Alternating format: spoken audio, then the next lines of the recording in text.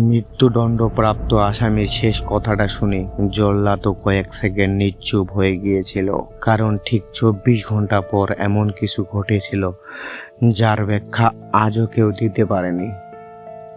লোকটাকে মৃত্যুদণ্ড কার্যকর করার জন্য ফাঁসির মঞ্চে আনা হলো। সব আনুষ্ঠানিকতা শেষে জল্লাদ সামনে এগিয়ে এসে লোকটাকে শান্ত গলায় জিজ্ঞেস করলো, শেষবারের মতো কিছু বলতে চাও?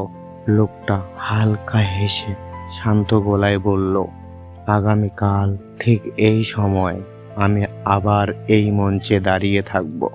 জল্লাদ কথাটা শুনে মুচকি হাসলো।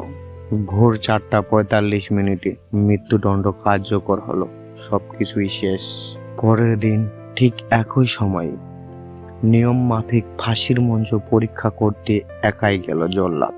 তখনও সে জানতো না কয়েক মুহূর্তের মধ্যেই তার জীবনের সবচেয়ে ভয়ঙ্কর দৃশ্যটি দেখতে চলেছে। চারদিকে ছিল অদ্ভুত নীরবতা। হঠাৎ তার চোখ পড়ল মঞ্চের মাঝখানে।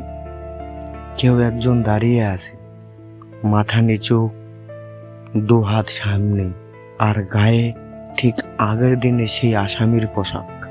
জল্লাদের বুক ধড়ফড় করতে লাগলো। ভয়ে গলা শুকিয়ে গেল।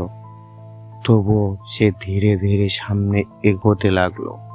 1 পা, 2 পা, তারপর আরেক পা।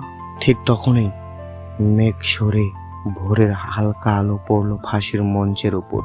আর সেই মুহূর্তেই লোকটা হাওয়ায় মিলিয়ে গেল। শুধু ফাঁসির দড়িটা ধীরে ধীরে দুলছিল, যেন কয়েক সেকেন্ড আগেও সেখানে কেউ দাঁড়িয়েছিল।